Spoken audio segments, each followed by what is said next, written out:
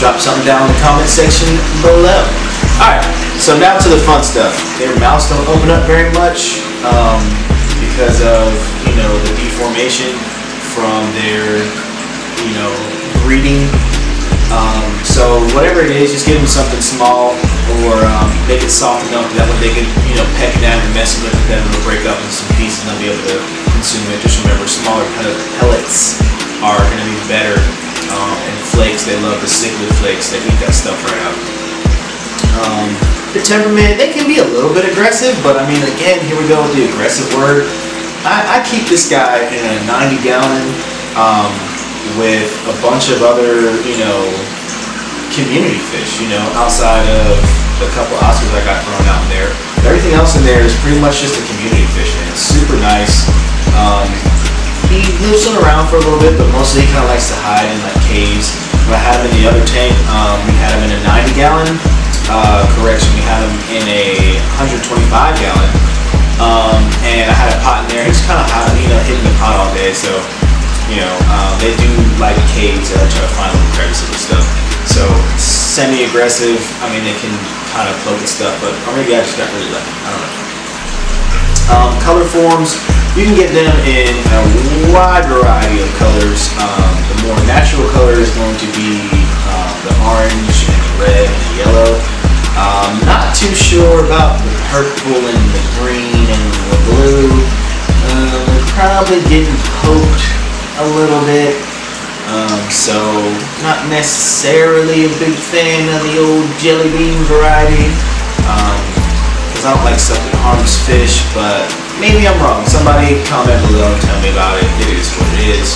For my beliefs, I don't think that a giant blue, you know, jelly bean style fish exists in the wild, but maybe I could be wrong. So somebody let me know about that. Lifespan, they say about 15 years.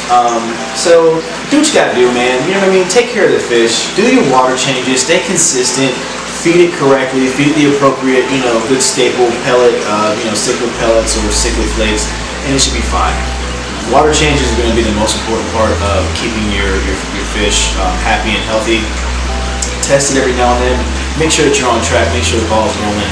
And tank size is going to be, you know, a big factor of if the fish is going to be happy or not. For the smaller variety, you're going to be looking at somewhere around 55. It's probably what you want to stay around. Online it's going to say 30-gallon. I don't agree with that. Not even for 1 second. Because even the smaller birds can get pretty big, and it's just that's not cool for them. Plus they're hybrids, so you never know what their gene pool is going to be. So it could be a larger fish. The King Kongs are going to be 75 and up for sure. These guys grow so slowly, like so slowly. The only slower cichlid I've ever had is the electric blue jack Dempsey. These guys grow extremely slow, extremely slowly. So I've had him for about a year, and he has put on maybe 0.25 of an inch, you know, in all directions. So we paid a good chunk for him to get him as big as he is. I think we paid a good $59 for him to be the size that he is, or her, whatever it is. But it's not growing very fast, and it's in a 90-gallon. And we pretty much had it in here with a couple of goldfish at first. So you know, stay on top of our water changes, feeding it, all that good stuff, you know, all that jazz. So it is what it is. They said the maximum size is going to be probably about 12 inches for the big chunky King Kongs. That's what we're really hoping to get out of it, but right now it's probably stuck hovering around this, maybe the 6-inch mark, somewhere around there, 5 or 6 inches. Still got a lot to grow. They are omnivores, so you want to mix up the diet a little bit. You want to do some of the, I particularly use omega-1. I use some of the carnivore, you know, style stuff, and then I use some of the veggie pellets, and mixes up perfectly. That guy munches it all down. All the other fish munch it down. They're not picky. For your tank setup, again, kind of stemming to what we talked about a little bit earlier, I would probably just keep it pretty basic, but just give it a couple places to hide. You can probably keep some plants with it because these guys they're not much of a threat when it comes to their mouths. You'll see it for yourself, but they can't really open it up too much. The King Kong variation is supposed to have movable jaws on the inside, so whatever can get through there might be in danger a little bit, but just keep the stuff simple. I would probably use like a nice sandy substrate, or you can use the rocks. Just keep in mind these guys do have to peck through the ground to try to pick up stuff and the uneaten particles because their mouths are very small.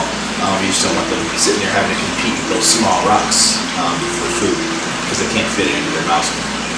Compatibility. Species only tank is what the online community is going to say. I'm going to say as long as the fish are pretty peaceful in nature, you should be alright. Again, every fish has its own personality, just like you and me. We all have different personalities. So, you might get you an old sociopath that just will pretend to be nice to people and want to kill them later.